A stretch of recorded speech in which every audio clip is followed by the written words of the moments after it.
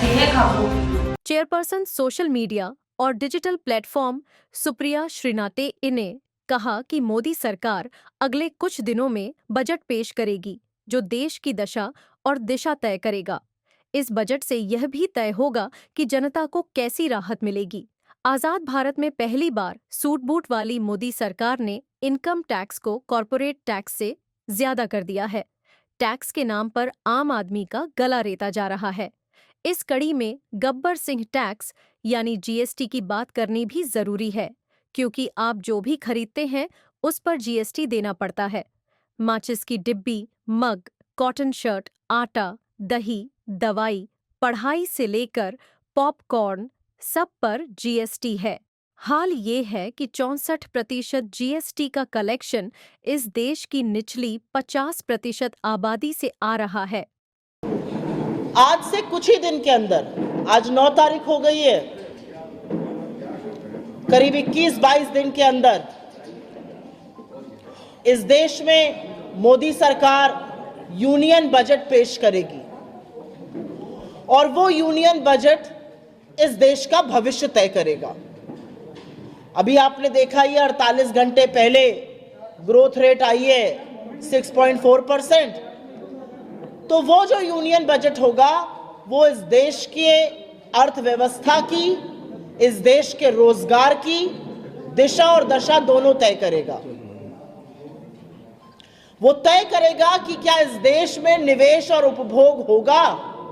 वो तय करेगा कि क्या महंगाई की मार से जो लोग जूझ रहे हैं उनको कुछ राहत मिलेगी। और सबसे बड़ी चीज वो तय करेगा कि आपके जैसे और हम जैसे तमामों करोड़ों लोग जो टैक्स की मार और टैक्स के बोझ के नीचे उसके तले दबते जा रहे हैं, क्या उनको कोई राहत मिलेगी।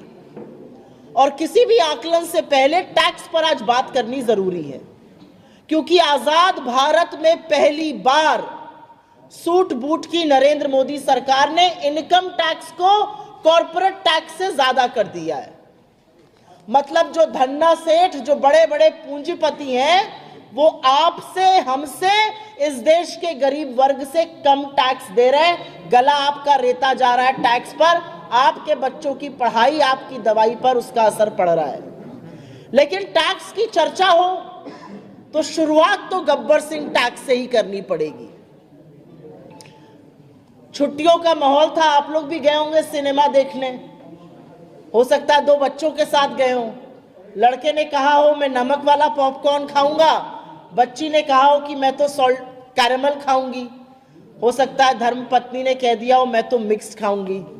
अब वही अड़चन आ गई, जीएसटी कौन सा लगेगा, 5 लगेगा, 12 लगेगा, 18 लगेगा। ये गुत्थी सुलझाने में पूरा देश उलझा हुआ है। और इसीलिए गब्बर सिंह टैक्स की बात करनी है, क्योंकि जीएसटी एक इनडायरेक्ट टैक्स है।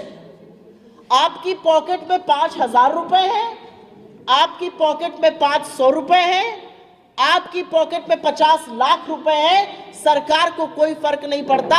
अगर आप आज की तारीख में कोई सामान खरीदते हैं तो गरीब हो या अमीर, उसको एक बराबर जीएसटी का टैक्स देना है। और इसीलिए इनडायरेक्ट टैक्स को डीमेरिट टैक्स कहा गया है। ये उपभोग पर टैक्स होता है, ये कंजम्पशन टैक्स होता है। आप जो भी खरीदिएगा, आपने जूता खरीदा, आपने शर्ट खरीदी, आपने आटा खरीदा, दही खरीदी, उस पर एक बराबर टैक्स देना है। इस देश का सबसे अमीर आदमी मुंबई के नरीमन पॉइंट पर भी वही टैक्स दे रहा है जो हजरतगंज का रिक्शे वाला दे रहा है। एक माचिस की डब्बी पर, एक बाल्टी के मग पर, एक कॉटन की शर्ट पर, एक हवाई चप्पल पर। यह असलियत है जीएसटी की।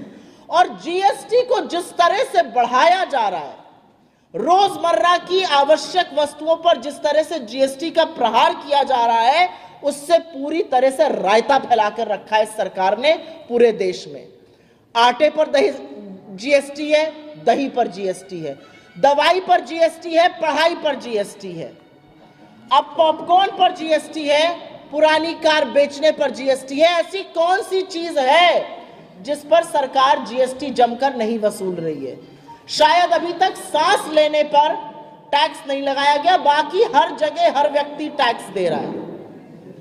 हर महीने मोदी सरकार बढ़ चढ़कर सीना ठोक कर बताती है हमने इस महीने इतना जीएसटी कलेक्ट किया।